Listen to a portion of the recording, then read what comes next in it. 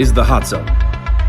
Engaging with the news in a whole new way, international war correspondent Chuck Holton brings insight into areas of crisis and lets you help those affected.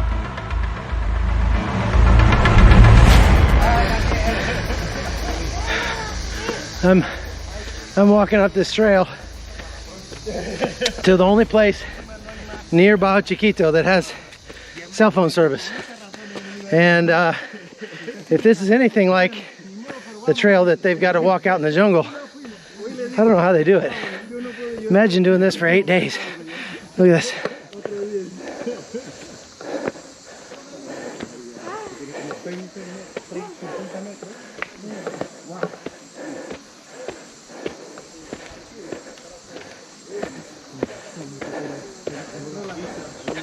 I should have just flown the drone up here instead. Here's Bajo Chiquito. This is Bajo Chiquito, the end of the trail, or the beginning, depending on how you look at it. I'm up here on the hill overlooking the town. This is the one place where you can get cell phone coverage, they say, around here. So there's a group of people up here checking their email. My buddies are from Egypt. When did you leave Egypt? 1 year ago. 1 year, 3 months. 6 months. 3 months. 1 year, 3 months. And where did you go? Egypt to Brazil? Ecuador. And then Ecuador, Colombia, Darien to here. Whew. That's a long journey. Was it expensive? Yeah? How much for your plane, your airfare? Very expensive. Yeah. Did you pay for it, or your family? Your family pay? Who paid? You paid. You're a rich man. Not anymore. Now you spent it all. Finish. Very good.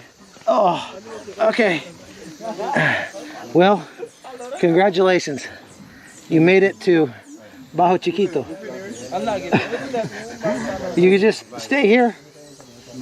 Yeah, stay here. It's beautiful. You can find a nice fat woman and have a wife. No fat wife for you. Okay. I'm don't care about wife now. You're gonna think about a wife? Not now. Not now. In the future. When I have good future. Oh yeah. Eventually. Where do you want to go? To Mexico? Or you want to go to Guatemala? Or United States or Canada or where? Anywhere more good. This is more good? No.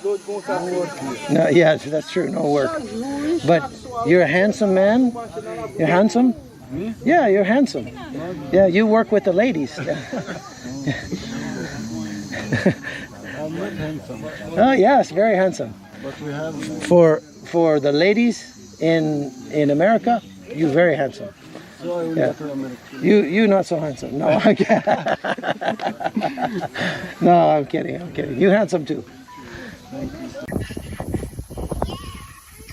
Bien, te extraño mucho, mami.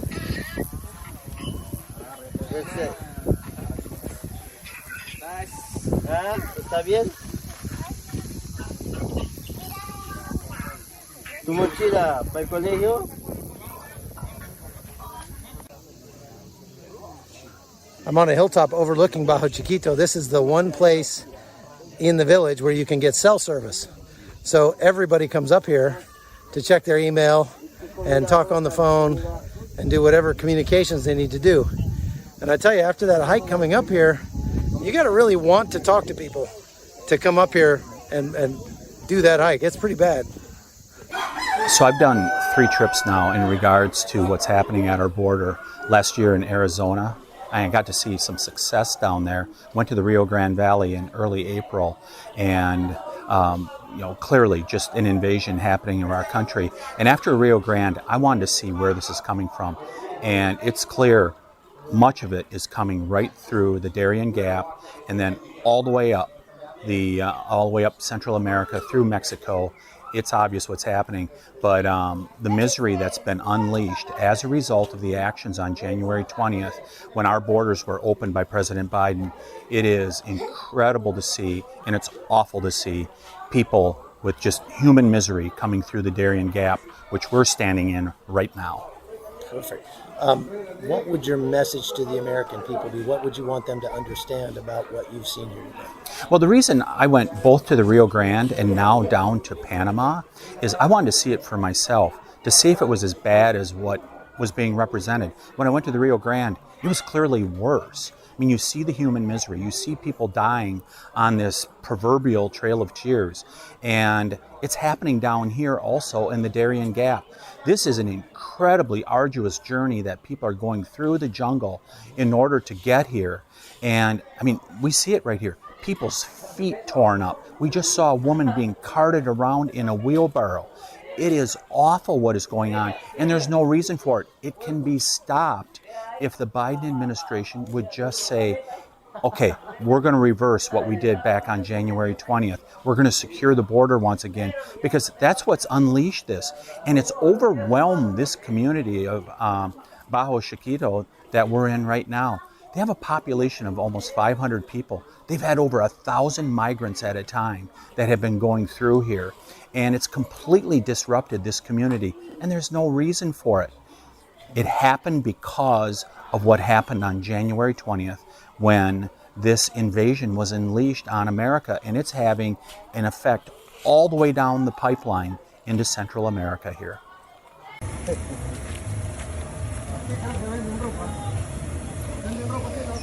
Wow, increíble. We just distributed bags to those little kids and they are very happy. Yeah. And we also heard stories about what is happening here to this village. And their life has been changed since those migrants started to come this village.